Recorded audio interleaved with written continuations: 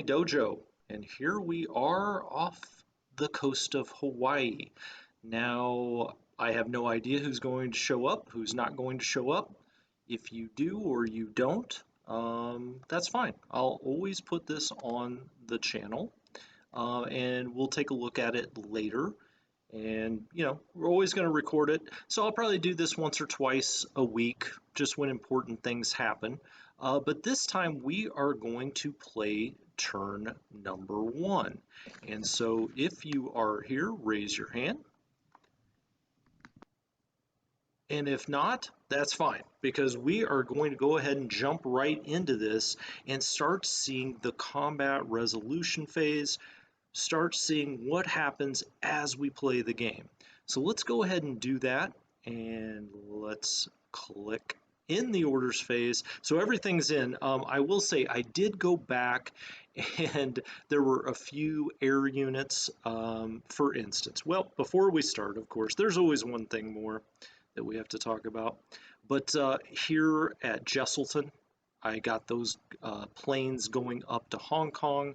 I also had some planes down here at Port Moresby that I had to make sure we're going to go evacuate some troops out of Rabaul, make sure that they were going to get these guys at Kavang. So I sent them up there. We'll see if it works. It'll work. But let's go ahead and hit play and see what happens in the orders phase. Now, if you haven't played the game before, you'll see that you get a running commentary here of the phases. So this game plays in phases, right? So it's calculating air superiority, for instance. You have a naval reaction phase, and you can see all of that in the rule book if you want to. But it'll list, and I mean, there are 60 phases that it runs through in each pulse, and that is why the game breaks things down into pulses. So now you're seeing task forces merging, and you're starting to see our task forces move out tepidly into the Pacific Ocean.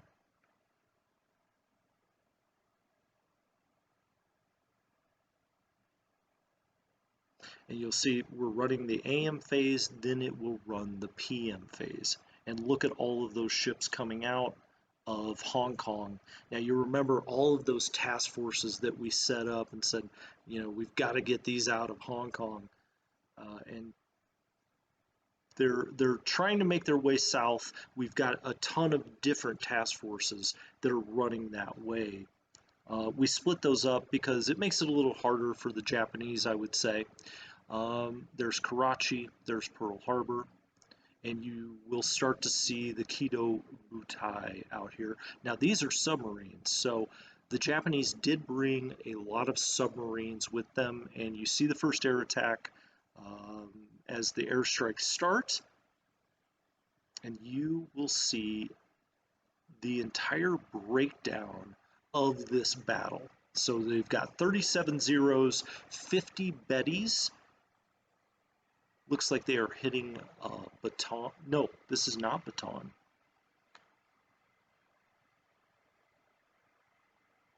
Yeah, just to the north.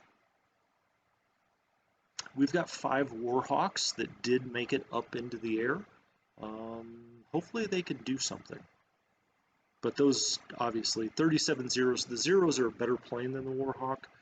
They've got much better pilots. So usually they'll send their Zeros in. They'll have them, escort those Bettys in. And we're not going to watch all of this. The most helpful tip I may ever give you is you can hit escape, and it will move on to the next air bat. Well, they have now moved beyond our cap, and they're actually hitting runways here. So you will see that runway hits. So we didn't knock anything down. You can still see those 37 Zeros, 50 Bettys, our cap. When we get to the combat summary here, we'll be able to see. So morning air attack at Iba. That was Iba. At 78.75, it'll give you the hex. Weather in the hex was heavy rain. The raid spotted at 25 NM, estimated out, they were up at 26,000 feet. It's a very high altitude to bring those bombers in. Estimated time to target was 8 minutes. That's when they were first spotted. Now this may be wrong. 26,000 seems a little high to me. You see the Japanese aircraft, you see the Allied aircraft. We put up 10 aircraft, although we only saw 5 because 5 were destroyed very quickly by these Zeros that were running escort. So no Japanese losses, unfortunately, and runway hits were 9. So that will do some damage. Now, let's see. Yeah, our initial spotting was wrong because we're saying that they came in at actually 23,000 feet. Now, this is all very important when you're setting up your cap, when you're setting up how you want your levels of cap to work. It seems like they're coming in awfully high over the Philippines at 23,000, which, you know, the Zero will operate better up there than our fighter aircraft. And, you know, every bit of altitude is an advantage. You always want your fighter aircraft coming in from above. And so they had an advantage. They took out 5 of our aircraft. We took out none of theirs. It would have been nice to knock out a bomber or 2, but we did not.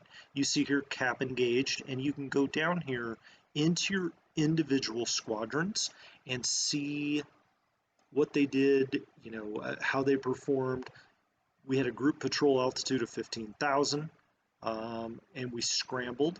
Now, one thing is with the cap, we may only have 50% of our planes up. If that's true, the rest of the guys will try to scramble and also get up in the air. So that's something to keep in mind. So we'll hit done and move on here. Now they're hitting Clark Field. As I said during the setup, and also, you know, just talking about the Philippines in general, they are on the the Japanese are on you immediately, and you really it's very difficult to stave them off with this little bit of cap that you have. There's just not that cap.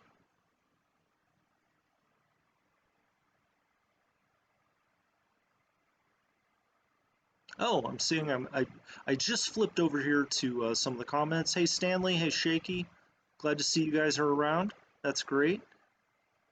Thank you so much for joining. It seems like I have a lot of UK people on the channel, which I love the Brits. I don't just say that to try to you know, curry your favor. I love English football. I love English television.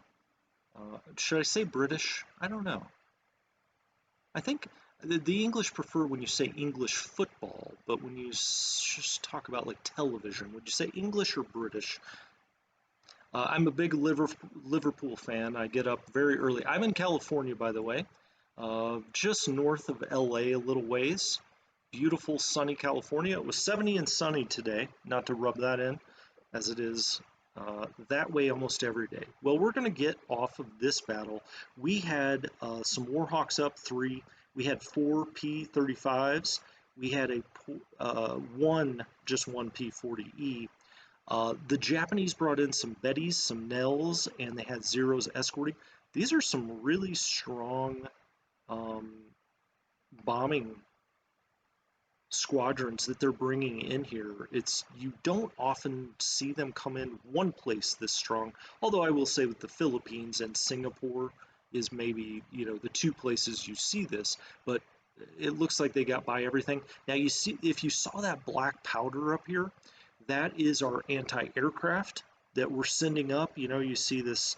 I like the combat animations. You know, I do fast forward through them quite often. But I like to see what's happening. You know, we're shooting up some flak up that way. Let's see if they have any more. Yep, they have more coming in. Now, this may be them going out as well as we scramble aircraft. So the aircraft come in, we get our, you know, our cap is already up. Then we try to scramble what we can. And then as they turn and head back to their base, we may pursue. So we have a morning attack on Clark Field. Estimated altitude of 28,000. Our Filipino spotters, or our spotters out in the Philippines, seem to think these planes are coming in very high, uh, 25, 20, and 20. I mean, this is a really big bombing force here.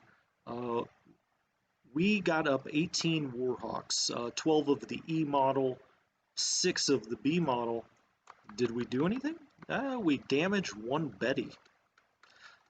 I would like to see better than that. We lost 3 of our Warhawks. They did hit our runway. This is going to be a constant theme as they hit Clark Field over and over. Again, we're showing here that they came in at 23,000 feet. Now, maybe they were higher. You know, the game doesn't really work that way. I assume that they were at 23,000 feet. You know, we tried to hit them with cap, but they're bringing in a lot of planes. And when the Japanese bring in squadrons in those kind of numbers, now here you're seeing we're getting hit at Davao, which is interesting. So you see this Japanese task force up here. This probably has a light carrier in it. It says we've only sighted one ship. I find that hard to believe. It's probably a light carrier. We do have a submarine in the area, so let's hope that we can do something with that submarine. So they hit Davao. That's fine. They brought in 12 Kates, and you know, I'll kind of leave it to you to Google the different Japanese aircraft, or if you want to, we can talk about them sometime. But the Kates and the Bettys, the Nells, those are their main bombers. They hit our port. Okay, so we've had a 5 port hit here, and our port supplies were hit to a level 2. And now you start to see Kota Baru, which will fall very quickly. The Japanese have already landed here.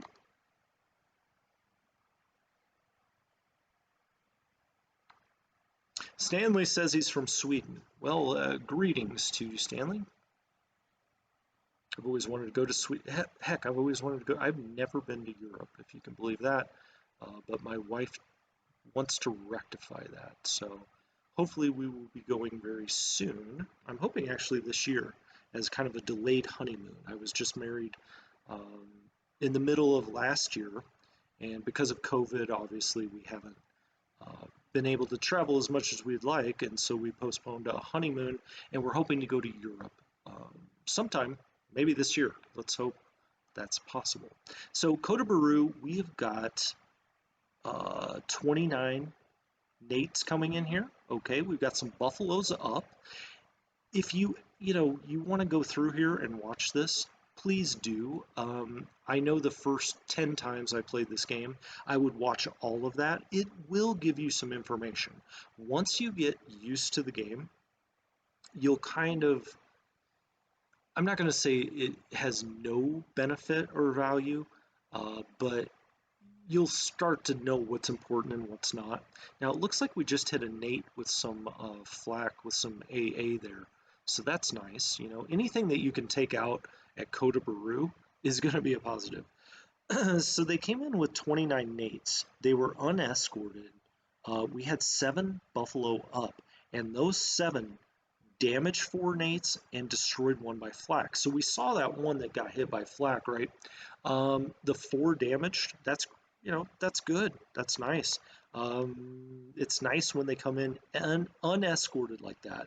The Nate is another one of their bomber classes, and sometimes they'll send them in unescorted because they don't have nearly enough fighters as it would take to escort everything. You see that again here as the Lilies come in. We're going to go straight through this. This was to Taguaguaro. Okay, I'm sure I said that correctly. Lilies 25. We did not get any cap up on that. What can you do? Airbase hits 4. We're not even defending this place really, so it is what it is. Georgetown. So, or I should say over by Georgetown. They're not hitting Georgetown. They've got 50 Sallies coming over here. As you can see, they're making a real play here. They have hit Kota Baru. They're going to hit over here just north of Georgetown, and eventually they will bomb the ever-living, heck out of Georgetown. so we're going to get through that. 50 Sallies, 3 Buffaloes got up. Nobody lost a plane. We did have some ground losses, so it will always tell you, what kind of losses you took, whether it be from your planes, from the ground, so on and so forth. They hit our airbase, hit our supply. That's fine. We're bringing everything south out of there. Now we're leaving a few things around Georgetown. Oh, this is a Lore Star. Now remember, we're sending that doomed, I think it's a battalion or a brigade, up to a Lore Star to hold, to do some kind of holding mission. They're going to hit it again. Okay, well, let's see what happens. I don't think, yeah, we did get 3 Buffaloes up again. Again, we didn't get any Japanese losses. We did lose a Buffalo. They hit our airbase and they hit our runway. Well, we're not trying to take anything off of the Allure Star or out of Allure Star, so that's fine. Now the Japanese are going to start hitting or trying to hit these task forces that we've run south out of Hong Kong. This is our destroyer, the Thracian. We did have some destroyers up there. Destroyers are very fast. They're very maneuverable. It's very hard for Japanese, bombers to hit them. Now, if it was, and I just don't know if the I'm going to guess it's not a torpedo bomber. Those have a little more success with you, but even still, them going after our destroyer, fine by me. Yeah, they were bombing here. They tried to throw down a 100-kilogram bomb on a naval attack, so they were running naval attack. They went after the Thracian, no dice.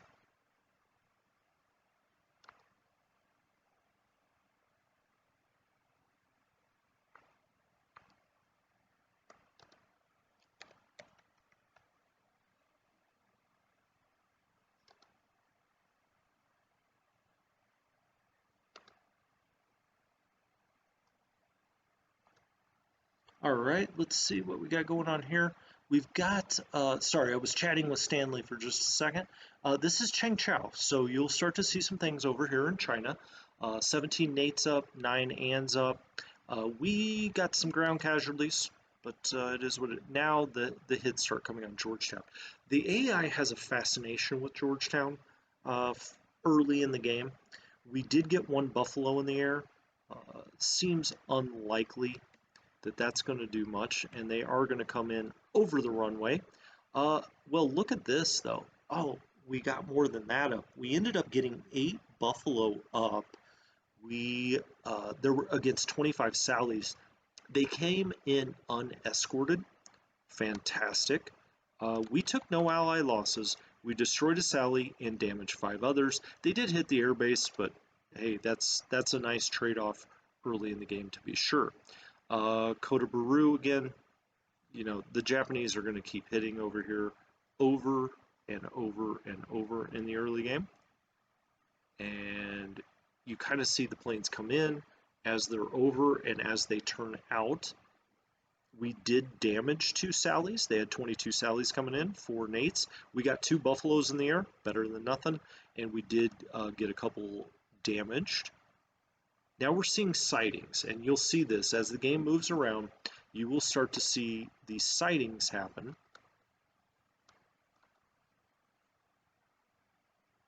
All right, we got a bombing run here in China. Nothing really going on there. They dropped some bombs. No harm, no foul out there. Now we have, oh, interesting. Okay. This is our fortresses, our B-17s. Okay, so we've come out here to Babel Duab, and we just decided to run this mission because we had these B-17s over in the Philippines. Yeah, let's see what happens here. We've got over the target with all 13 of them, and you see we've got Battle Duab or Babel Duab. Okay, we've got it in our sights. And what happened here? We had 5 of our fortresses damaged.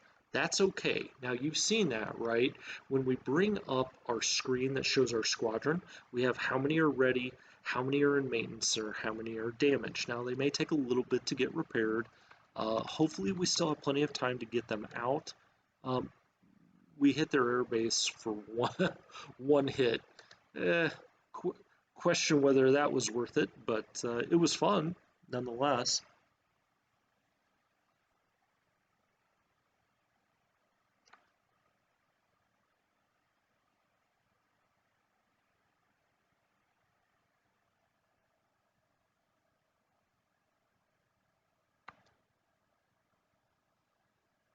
All right, now we've moved into a new phase, um, and we've moved into the air operations phase PM. So now we're in the PM phase. Of course, we're not flying any missions at night. Uh, we are just not as good as the Japanese at night. And so we're going to stay on the ground for the look at all of these Japanese assets that are just off Pearl Harbor. And we're citing them. If you look down here in the messages, you see all of the sightings that you have shore spotters, you have people that are sympathetic to the cause, you maybe have military assets that are constantly out looking, and you will get all of these sightings.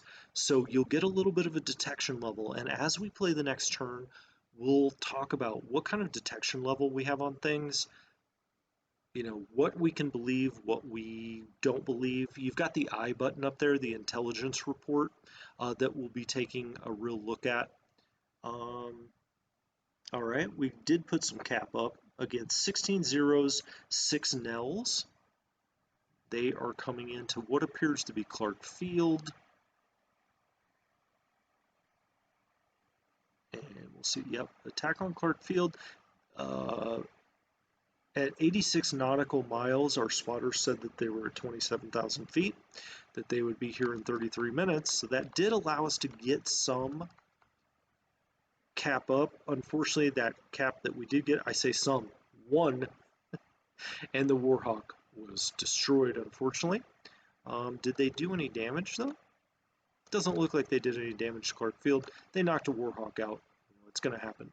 Now they start to go to work again. Are they going to try to hit the Thracian? Now, the AI, or they're going to try to hit another destroyer. The AI does a good job of looking for high-value targets. In this case, if I were them, I would prefer to maybe hit some of the other things. Oh, okay. So the Scout and the Thracian are together. I had forgotten that. They came in again with some sallies. They had some zeros with them this time, but nothing doing. Those destroyers are a little too fast. Well, I don't want to say that. I don't want to jinx myself because they certainly can hit a destroyer, but it's somewhat rare. Let's put it that way. So we've got Japanese aircraft over Kota Baru.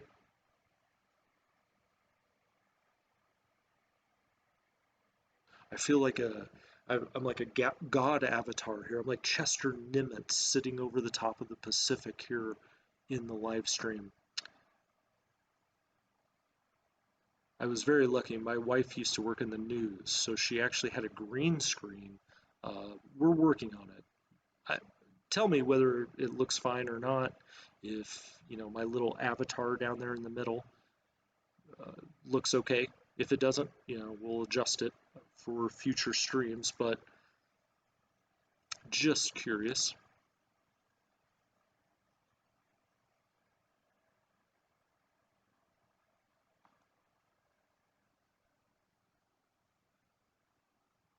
All right. So you may have just seen that transport plane out of Jesselton actually did make it out of Hong Kong. And oh, okay. This is Japanese bombardment. So they are bombarding right here. Where are we? Curie Island. Do I know where Curie Island is? Well, we'll see here in a minute. Uh, this is bombardment. And we didn't talk a lot about bombardment in the basic tutorials because that is way down the road for you as the allied player. Um, oh, it was Midway. Okay. So Allied aircraft, we got no flights out. We did have a Catalina that was up. You may remember we did have one Catalina at Midway. Two Japanese ships, the Ushio and the Sazanami, were out here and they bombarded. So we haven't really talked a lot about bombardment. As this Let's Play continues, we will talk more about it. You're seeing it again here. And you can see right up here, it'll say naval bombardment. Imagine that. It's got this nice little picture here of a forested island that is being bombarded. Let's actually, this time we'll look at the report and what it did. We have coastal guns here. So this is off Kota Baru. We have coastal guns. The Japanese ships, the Ayanami, the Tatsumiya Maru, and the Asakasan Maru were out here. Now, this is an AKA, or an AKA, excuse me. We're not talking about guns. It was an XAK. So this, my guess is bringing supplies to that landing force in Kota Baru. And so they have brought along a destroyer, and it's doing some bombardment, but they're trying to get supplies here. 19 casualties reported for the Japanese because we had coastal guns. That's what I want to say. The coastal guns in this game I find to be very powerful. That's why I do always like to leave some kind of garrison. I think we talked about this in relation to Tarakan. Tarakan, their guns are amazing. And you don't want the Japanese just to be able to land and take the base. You want them to have to batter in there. So the Japanese did take some casualties, and they fired at the 8th Indian Brigade that we have at Kota Baru, but we took no casualties. Our guns seem to have caused them some. But they are launching an amphibious assault. Okay, so we saw that XAK. That is bringing the supplies of these troops, right? These troops are landing now at Kota Baru. They're unloading on the beach, Task Force 84 at Kota Baru. But that was expected. We had already seen that to some extent. They had already landed some troops. They are hitting Bataan Island here. That is pretty much always the first island to fall. They will use this as their springboard down into the Philippines. You can see that. We couldn't do any damage. We had nothing there.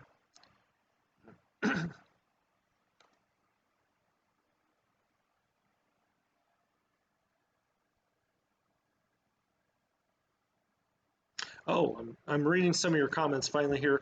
Shaky says the visuals are good. Okay, fantastic. Glad to hear it. And also gives me a pass on the British English. Thanks, Shaky. You know, I get it. It's the British Empire, it's the Commonwealth, it's the English. What can I do? I got Rolling in You here. I got Tabasco. Real nice. Thanks for showing up, guys. I really appreciate it. First time doing it. We'll do it once or twice a week and see how it goes. If you guys like it, I can move around the time. Seems like, we've got some European fans, and there's no reason I can't do this, at noon on Sunday in the US, for instance. So, hey, we'll talk about it. Oh, wow. While that was going on, we ended that 12-hour phase. We did have some ground combat at Kota Baru. There was a Japanese deliberate attack there. 3,900 troops, give or take a few. 66 guns, no vehicles. Assault value 213. We had a defense value of 138. And, once you adjusted everything out, it was 56 to 20. You often hear in warfare 3 to 1 as an attacker is what you want. And so, they didn't quite have 3 to 1. We have fortifications here. They reduced our fortifications to 1. We did have a 2 fort level, so cool. They reduced that. They have a bigger force. They probably, what would they do? Maybe artillery, I guess, out there. And then you can see the combat modifiers. Our leaders are terrible out here. We've talked about that before. Disruption was bad. Preparation was bad. gee, everything was bad for the defender. Nothing bad here. The Japanese took 91 casualties, including 7 disabled squads, 2 disabled non-combat. We took 119. Okay, so we lost a little more, or a few more men, and we did have our fort level reduced, but honestly, we're not going to hold Kotobaru, so anything that we get out of that's fine. Now we see the ground combat screen. This is ground combat. You will see the Japanese. They've got some engineers out here, and you can see dynamically how the forces go down. So this unit, the first SNLF, this is their combat value. It did go down a little bit. We'll see here. I mean, we had nothing out on that Bataan Island, so, you know, did they lose anybody?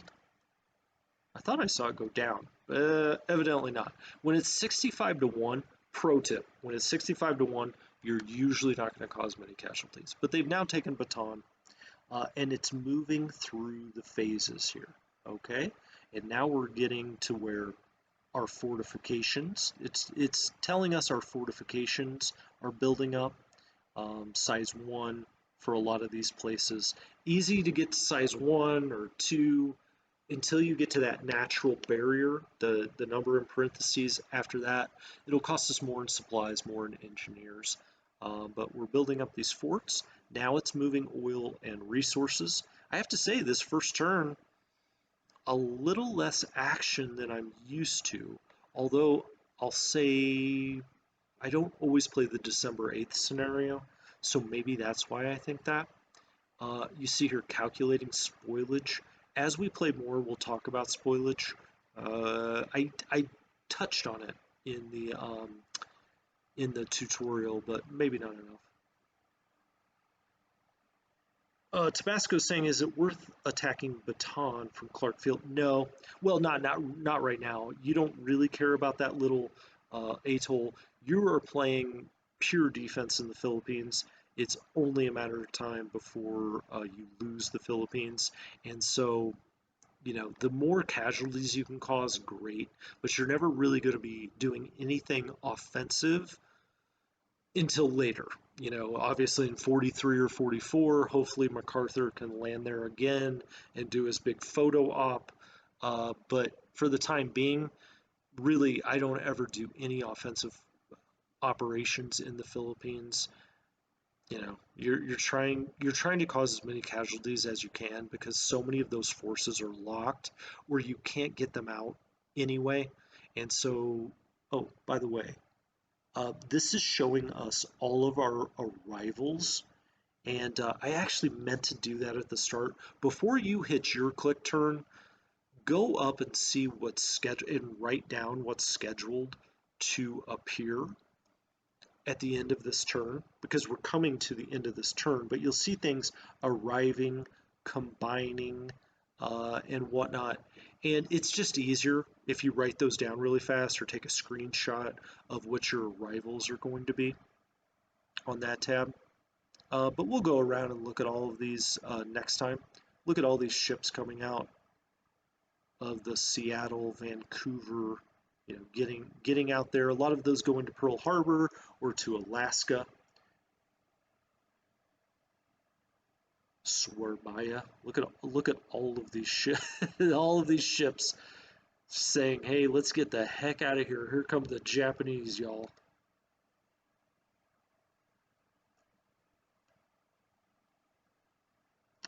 Tabasco asking the best use of the B-17s. I'll be honest with you, Tabasco. The best use I have for them is get them the heck out of there. Usually when I play the game, and I'm not just doing a let's play, and I follow Cole's spreadsheet pretty much for the most part. I mean, just having played enough. You know, I do have some derivations. You'll get them as well, right? But usually I get them out of there as fast as I can. This is a little unusual for me to have them keep them around. I thought it would be kind of fun. Did you see all of those subs around? You know, a lot of people think of Pearl Harbor and they think of the airstrikes, right? And hitting things at the port, sinking battleships, hitting all of the planes that are just sitting, didn't even get up in the air. But there were a ton of submarines in the area. And there we go. We've had completion of that turn. And look at all of these Japanese submarines ringing Pearl Harbor. Now, what's interesting to me is you usually see the Kodobutai out here, the main Japanese task force. Did they make it? Oh, they did. Okay. I was going to say, you usually see them. Now, this is ship sighted 2, so this is a different, likely a different. Again, always remember that, oh, gosh darn it, get it off there. There we go. Let's just do the tooltip. Always remember that that information that you're getting is coming under the fog of war. So it's not always going to be accurate. So even though it says 2 ships, this may be their main task force that hit Pearl Harbor, but probably not, right? Although they did hit it December 7th, and now we are looking at the morning of December 9th. It's possible they could have moved that far.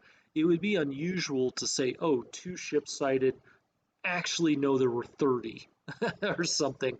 That seems a little off. So they probably just splintered off a little task force here to take Midway, which is unfortunate. If a Japanese player doesn't do this, I like to reinforce Midway very quickly. Now remember, we have these submarines floating about out here for the express purpose of trying to hit a task force, but it seems to me, because we have a lot of stuff out here, right? It seems a little close. Yeah, these are those destroyers, mine layers. Yeah, the DMSs sure is. They're running this ASW out here. It seems to me if that task force was moving back this way towards Johnston, we would sight it with something. We've got aircraft up. I could hit. I'm not going to bring that up. We'll do that in the next episode. We've got the Lexington out here. I think our next turn, I just always get so nervous where this is. You do not want the Lexington to get caught up in any kind of a battle with the Japanese carriers. We may turn that on to full speed next time, just for a turn to get it the heck out of there. You see it comes all the way around. You can see it over here. It comes, this is how it gets back to Pearl. I don't want to burn that much fuel, but I do not want to take a risk that that Japanese task force is, let's say, here, and somehow we just have not laid eyes on it yet. My guess is that it's peeled off north, and they're going to go back up this invasion force of Midway. But that's something that we do not know. We didn't get any detection off of them. Looking over here on the west coast of the U.S., what have we got?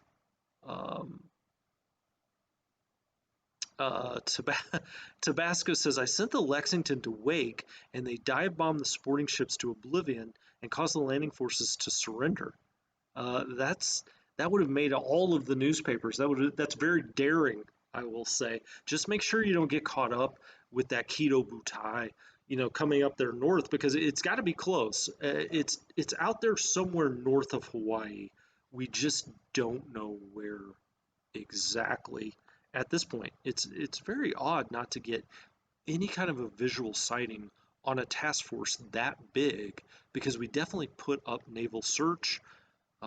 We've got submarines out there. I don't know. It's very odd. So you see all of our ships coming off the west coast, starting to disperse. Look at all of this. It will not be long before Japanese subs will be lurking out here in these waters. It's a cat and mouse game. You'll be running ASW here, and they'll try to hit you out here. You start running the ASW out here, all of a sudden you'll lose a ship in here, and you're like, holy heck, what do we do now? Coming out of San Francisco, as I mentioned during the turn resolution, got them coming out of Seattle. Up here, we've got some ships floating around. Let's go over here, look at Karachi in the west coast of India. You see all of these ships starting to move to their desired routes, all up and down the coast here. It's really fun once this starts going right. You see all of this shipping and you say, "Oh gosh, it really did follow my orders." You sometimes look at this and you think, "Is it going to resolve all of this?" Well, yeah, here they all are, and I know that sometimes this game takes a little flack, so no pun intended, for the graphics and whatnot. I kind of like it. Maybe it's just the kind of games I like. I don't know. Down here at Perth, you see some things starting to float about. Let's look at the east coast of Australia, and you see this mass exodus out of Sydney. We will keep tabs on all these things and make sure they get where they're supposed to get. Um, I think in upcoming episodes, what I'm going to do is try to kind of do it in quadrants. For the first, I don't know, 5 or 10 turns, we'll kind of do 2 episodes, one west, one east. It's odd for me to think of the United States as east because I live on the west coast of the US, so I just think of west. But west and east as we see the map. Um, I think we'll do it, an episode on what's happening, let's say Australia, Perth up to India, and up through the Dutch East Indies, and then we'll do one that kind of focuses more on our our Iron Crescent, right? Hawaii and the west coast of the U.S. But you guys let me know what you like to see and how you would like it to proceed. Uh, I'm all about customer feedback. So let me know that. Also, let me know on the channel any other games that you would like to see me start to cover. My idea is the next game to cover is Shadow Empire. I just wrapped up Crusader Kings as far as the basic tutorial goes. I found that my audience is more of a grognard audience, and maybe those Paradox games aren't quite as popular with people that have come to the channel. I know a lot of you came to the channel for War in the Pacific and now War in the East, and people seem to love those. The Crusader Kings ones, I'm very surprised, have not been as popular, which is fine by me. I mean, I love these Matrix war games. That's what I'm into. So, yeah, I know the really popular or popular. It is popular, Shadow Empire. I know that it took a lot of people by surprise how good it is. It didn't take me as much by surprise because I love that developer, and I know he's kind of a one-man band, but I love decisive campaigns. Thought it was really good. And back in the day, Advanced Tactics Gold, one of my favorite games ever. I love Advanced Tactics, and you can see as you play the warfare in Shadow Empire, it's very similar to Advanced Tactics from back in the day, which I still think is the most flexible fighting system. That and the Operational Art of War, those two games, you can pretty much fight any battle that's ever happened in those two games. And so I love that developer. So I wasn't surprised the game was so good. I'm actually surprised it's caught on so much. I feel like he's been underrated for a while. I know he's doing that new Decisive Campaigns game, Ardennes Offensive or something to do in the Ardennes. And I kind of wish he was doing Shadow Empire 2. I'm sure that will come because I know from talking to people that's taken Matrix by surprise how popular that Shadow Empire is. And I think a lot of people would vote for that as being the, I don't know, best war game of 2020. Um, you know, Panzer, the Panzer game, what Panzer campaigns, it is what it is. I mean, it's based off the all-time classic. What did I say? Panzer campaigns. Panzer Corps. I had John Tiller on the mind. Panzer Corps. It's based on the granddaddy of them all for war games, right? But it's a little more beer and pretzely. I still like it. I'll probably, cover it on the channel at some point. Um, but I really think Shadow Empire kind of has to be the war game, and it's got that Crusader Kings vibe where it's got a little role playing to it, which I do think is the future. Decisive Campaigns was maybe the first war game series that had that, where you're trying to keep the German high command happy. So anyway, if there are games that you want to see covered, let me know. I'm always happy to cover those. Of course, I'm going to keep playing War in the Pacific. I'm going to do a Let's Play of War in the East. So we're going to, try to get those panzers all the way to Moscow before the mud hits. That'll be a lot of fun. As I said, I may do a Let's Play of Crusader Kings just because I'm playing the game in general. Why not record it?